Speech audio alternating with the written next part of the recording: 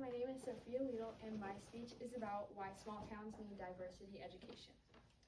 So I come from a very mixed background. My father is Puerto Rican, and he was adopted into a white family. So culturally, I relate a lot to the white people in my rural community. But on the other hand, my mom's side of the family is Hispanic, and they live across the country. So I haven't been as exposed to their culture. But growing up around mostly Anglo-Saxon folk, I didn't think that much about race, at least not at first. But as I got older, I started to notice some of the subtle division that could be in school, around town, or even in my family, like at family reunions or get-togethers and things like that. And I can't tell you how many times I felt sick to my stomach after hearing somebody say, "Oh, but you're different, you're not like the rest of them," right after making a derogatory comment about people with the same skin color as me. So even in small towns where everyone knows everyone, there's still misunderstandings about race, even if they're unintentional. Small towns need diversity education because racial ignorance, even if it's subtle, does cause harm. I've lived here most of my life and I felt accepted, but also there's still that underlying invisibility about true understanding of somebody else. So today I'll explain what ignorance looks like, why it matters, and how diversity education can change things. So it can start with microaggressions, which are things that are very small and maybe don't seem aggressive on the surface, but can actually maybe hurt some people's feelings. This could be like somebody asking, "Where are you really from?" or "Did you come here on a boat?" or things like that. A personal example of this was my mom was at the grocery store and she was speaking Spanish to the cashier there, and one of our family friends was like, "Oh, you spoke Spanish? I thought you were normal." And he didn't mean anything by it, but it's just small things like that that add up over time. Another microaggression could even be you having some sort of a Mexican dinner at your lunch and people are like, "What is that?" or like act really grossed out, not just curious. Racial ignorance could also look like tokenism, and that means that you might be used for your diversity but not really included. Or stereotypes, so you're expected to represent your entire race just because you're the only one person in a group. This could also look like exclusion by being the quiet part, being a little bit left out sometimes, or not invited or seen, or people making assumptions about you before they even know you just because they think that you're a certain way just because of your skin. And these things might seem harmless at first, but they add up and they are hurtful.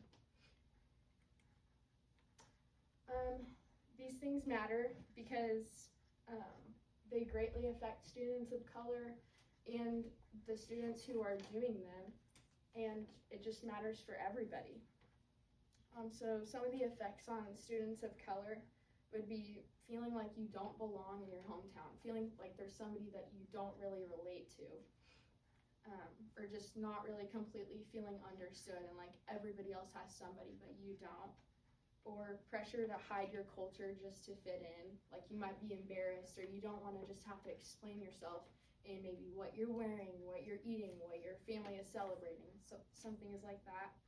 Or feeling emotionally exhausted, which again is just like not feeling like people understand you and having to constantly explain how you feel when they say hurtful things that they didn't think were hurtful. The effects that it has on biased students is that they might be unprepared for workplaces. So here in our bubble where a lot of people think the same way about things, they might go out and say something that's a little bit derogatory where maybe it was okay here, but they could get fired for that if they say something derogatory in a bigger setting, because here the bias becomes normal and they might miss out on cultural richness. So just learning about other cultures and the people around you. But the broader message is that this is not about making people feel guilty. It's just preparing people to live in a diverse world, because not everybody's the same. Not everybody comes from the same place or with the same beliefs. So it's not always hate. Sometimes it's just what people don't know, because most people are pretty nice.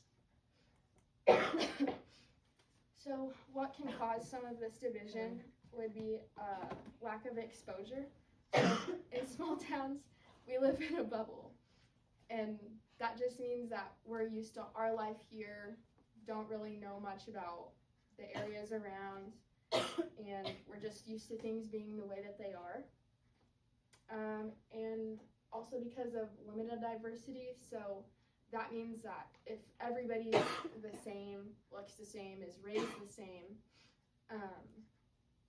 whenever somebody's different and you don't really know much about them, instead of asking, you might fill in the gaps with stereotypes that you might hear with media or on TV or just whatever your parents say.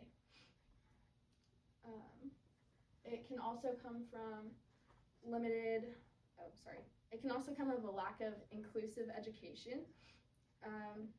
History lessons might skip over key stories that make people feel uncomfortable, or I've noticed this, that there's a few books with authors of color, or teachers rarely get bias training.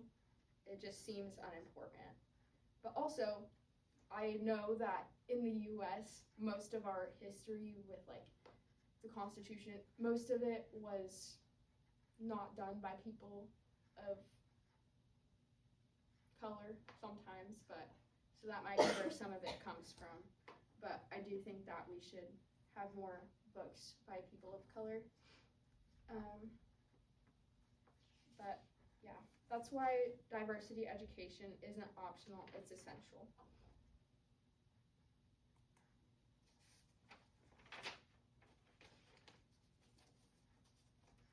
So as part of the solution of diversity education is that it's not about guilt, it's about opening eyes and making sure people know that there's a problem. We can do this by teaching inclusive history, inviting speakers, training teachers, cultural events, and encouraging real, sometimes uncomfortable conversations. Like, this is not the most comfortable thing in the world, but and it's really important, and it needs to happen to prepare us before something really bad happens. This can also build empathy and prevents prejudice or bias against people who are different than us. And it helps every single student grow into a respectful adult. Waiting for diversity to show up before we care is like waiting for a fire before buying a smoke alarm. So we've seen how ignorance shows up, how it harms everyone, and why diversity education matters. I've spent a lot of time being one of the few brown kids in lots of different studies, like at my church, in FFA, or in Stuco, like lots of different situations I've been in. I've been one of the few that has to represent way more people than just me. And I don't think any kid should have to carry that alone, because it's really difficult. And diversity education is not blame. It's how we build safer, kinder communities that are more accepting. And ignorance might seem harmless, but for people like me, it never is.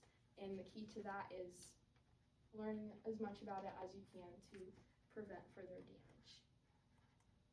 Thank you.